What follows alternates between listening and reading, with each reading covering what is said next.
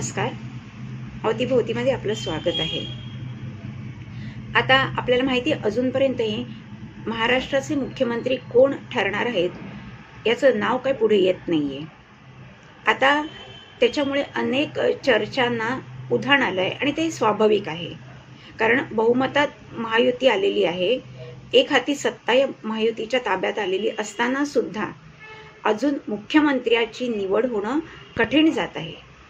आता काल आपल्याला माहिती आहे की भाजपाचे देवेंद्र फडणवीस, शिवसेनेचे एकनाथ शिंदे आणि राष्ट्रवादीचे अजित पवार हे अमित शहा यांची भेट घ्यायला जेव्हा दिल्लीला गेले होते तेव्हा तिकडून कोणत्याही तोडग्याशिवाय किंवा मुख्यमंत्री पदाचं नाव जाहीर केल्याशिवायच परत आले.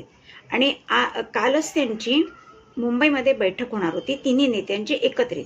पण अशा परिस्थितीत ही मुख्य चर्चा करायच्या ऐवजी एकनाथ शिंदे हे तडक सातारा जिल्ह्यातल्या त्यांच्या दरे या गावी निघून गेले. त्यामुळेच असं समजतंय की शिंदे हे भाजपाच्या वरिष्ठ नेतृत्वावर नाराज आहेत.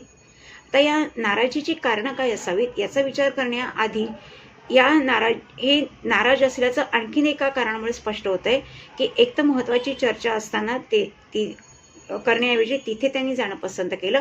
बरं, हे त्यांचं जे सातारा जिल्ह्यातले गाव आहे तिथे नेटवर्किंगचा प्रॉब्लेम खूप आहे असं बोललं जातं. त्यामुळे तिथे मोबाईलला रेंज मिळणंही अनेक वेळा अवघड होऊन बसतं आणि त्यामुळेच हे काळजीवाहू मुख्यमंत्री एकनाथ शिंदे सध्या नॉन रिचेबल आहेत.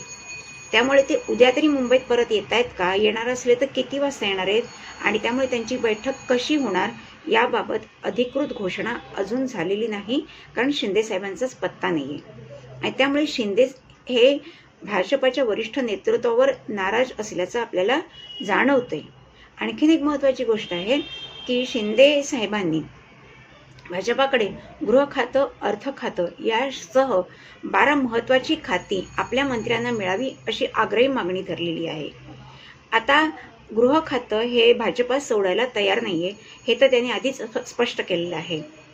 आणि अशात जर अर्थ खातं हे एकनाथ शिंदे च्या गटाला दिलं तर अजित पवार नाराज होण्याची शक्यता आहे.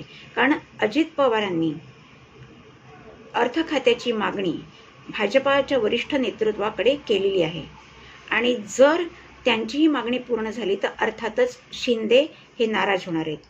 परंतु सध्या अजित पवारांकडे भाजपाचा कल झुकता आहे असं आपल्याला दिसतं. कारण जेव्हा निवडणुकीचे निकाल जाहीर झाले तेव्हा अजित पवार यांनी मुख्यमंत्री पदासाठी दावा तर दिलाच नाही, तर आपला आणि आपल्या आमदारांचा पूर्ण पाठिंबा फडणवीसांना असेल आणि फडणवीस हे मुख्यमंत्री राहावेत अशी आपली इच्छा आहे हे त्यांनी भाजपाच्या वरिष्ठ नेतृत्वाला दिल्लीमध्येही सांगितलेलं आहे.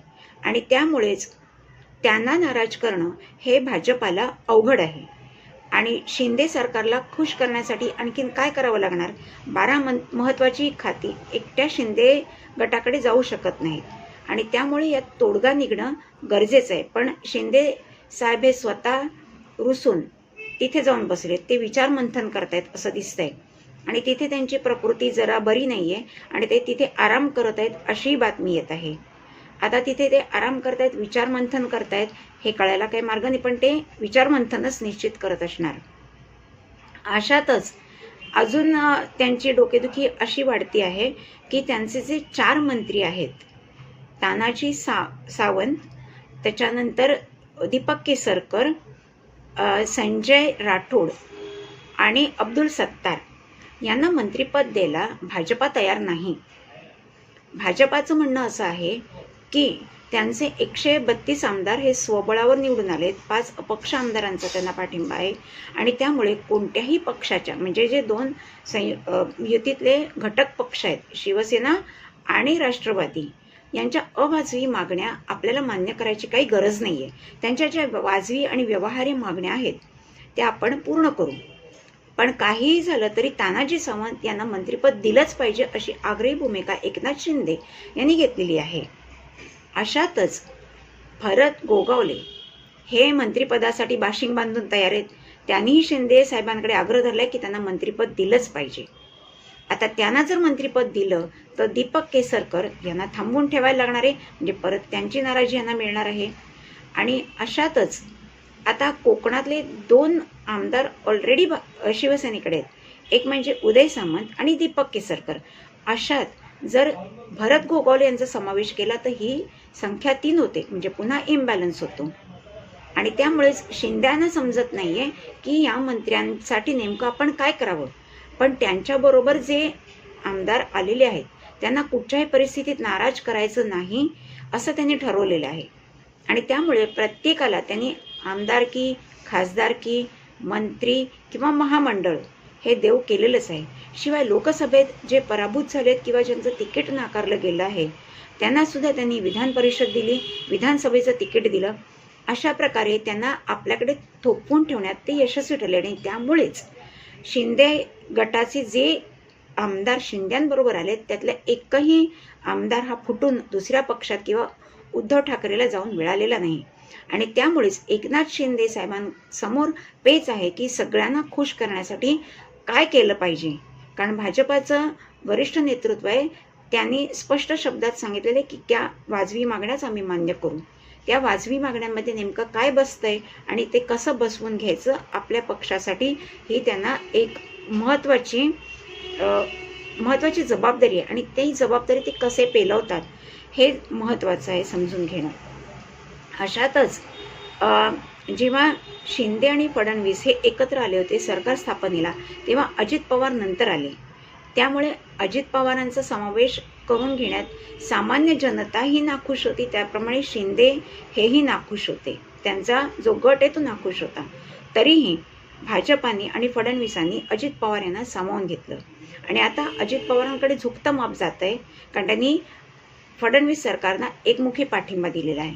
आणि त्यामुळे शिंदे सरकारची अडचण वाढत आहे आणि आपलं महत्त्व कमी होतं आहे अशी भावना त्यांच्यामध्ये निर्माण झालेली आहे.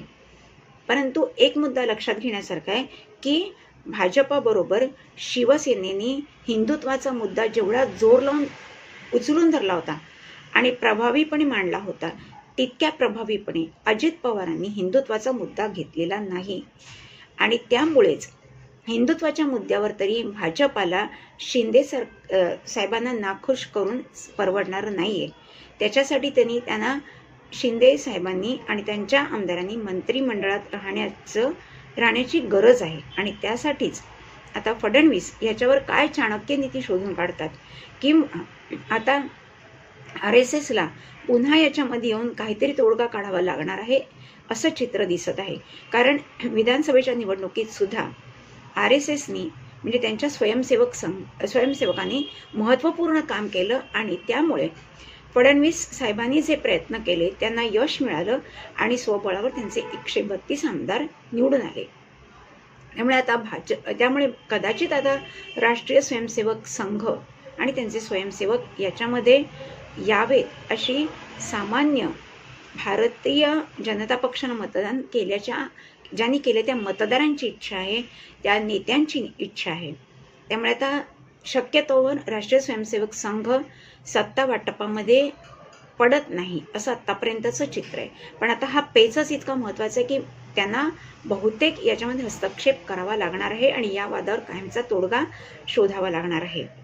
अशातच अशा काही बातम्या येत आहेत की शिंदे साहेब जे आता साताऱ्याला जाऊन बसलेले त्यांच्या गावी, तिथे कदाचित ते असा विचार करत आहेत की सत्तेमध्ये प्रत्यक्ष सहभागी न होता या सरकारला हिंदुत्वाच्या मुद्द्यावर बाहेरून पाठिंबा द्यायचा, जेणेकरून शिवसेनेचा उद्धव गट हा चूप बसेल.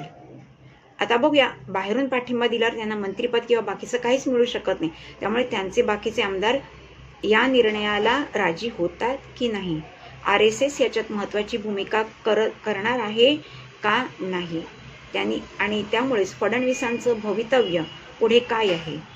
काही जणांच्या मते मोदींनी ऑलरेडी फडणवीसांची मुख्यमंत्री म्हणून निवड केलेली आहे, फक्त त्याची अधिकृत घोषणा केली नाही, कारण हा वाद सगळा चालू आहे. बघूया काय घडतंय ते. उद्या आणखीन चित्र स्पष्ट होण्याची शक्यता आहे. आणि त्यामुळे मला वाटतं आता भाजपा पुढेही मोठा पेच आहे की जे जनादेश आहे यांच्यासाठी देवेंद्र फडणवीसांसाठी त्याला मान द्यायचा की आणखीन काही करायचं, धक्कातंत्राने तिसऱ्याच कोणा व्यक्तीला मुख्यमंत्रीपद भाजपातर्फे द्यायचं, हा सर्वस्वी निर्णय त्यांचा आहे आणि त्याच्यावरच महाराष्ट्राचं पुढचं भवितव्य अवलंबून आहे. व्हिडिओ आवडला असेल तर लाईक करा, शेअर करा, सबस्क्राईब करा. पुन्हा भेटूया नवीन विषयासह. नमस्कार.